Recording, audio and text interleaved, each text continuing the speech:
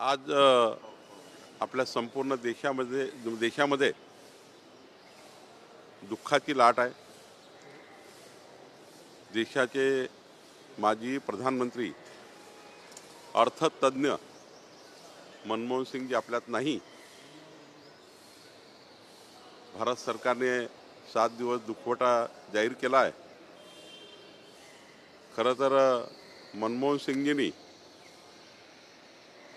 या देशाला आर्थिक घडी बसवण्याचं काम केलं। अत्यंत संवेदनशील, शांतपणे आणि सर्वांना सांभाळून आणि एक आदराचं स्थान निर्माण करण्याचं काम मनमोहन सिंग यांनी केलं। मनमोहन सिंगच्या जाण्यामुळे देशाचं नुकसान झालं आहे। मी भारतीय जनता पक्षातर्फे त्यांना श्रद्धांजली व्यक्त करतो। ही पोकळी न भरून निघणारी आहे, पण त्यांनी जे विचार या ठिकाणी मांडले आहेत, त्यांनी जे अर्थतज्ञ आम्हाला अर्थ ज्ञान दिला आहे देशाला, विकसित भारताचा संकल्प जो मोदीजींनी केला आहे, त्या संकल्पाला जेव्हा पुढे नेताना मोदीजींनी सुद्धा मागच्या काळात ज्या व्यक्तिमत्वानी त्या क्षेत्रामध्ये उत्कृष्ट काम केलं, त्या क्षेत्रातलं काम घेऊन पुढे नेण्याचं काम मोदीजी करतायत। आणि त्यामुळं मनमोहन सिंग यांची कारकीर्द, मनमोहन सिंग यांचा राजकीय प्रवास आणि मनमोहन सिंगजी यांचा जो काही या देशाला त्यांनी विकासाकडे नेण्याकरता ज्या ठेवी ठेवलेल्या आहेत, त्या पुढच्या पिढीला, आमच्यासारख्या पिढीला या प्रेरणादायी आहेत। मी त्यांना श्रद्धांजली व्यक्त करतो।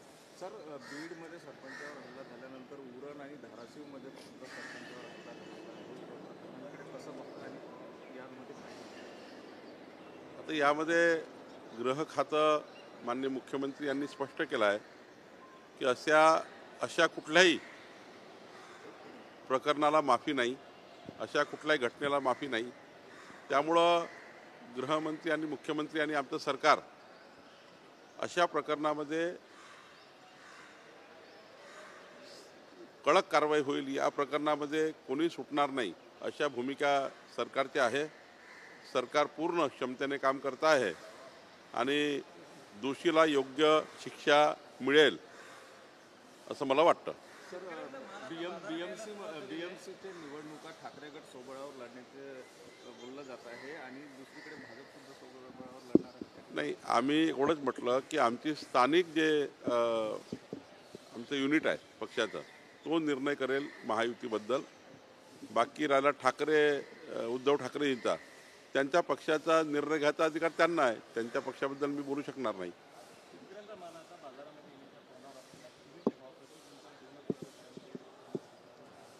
नाही, याच्यामध्ये आता जो MSP आहे, MSPच्या दराने खरेदी करण्याचा शासनाचा मानस आहे। ही जे आपण सांगताय ते मी या ठिकाणी तपासून घेतो आणि सरकारकडे पाठवतो।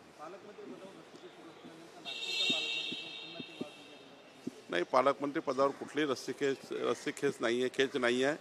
आम्ही या ठिकाणी दोनदा माझी चर्चा झाली आहे, माननीय मुख्यमंत्री महोदयासोबत चर्चा झाली आहे। लवकरच याचा निर्णय होईल। नागपूर संदर्भाने पक्ष निर्णय घेईल।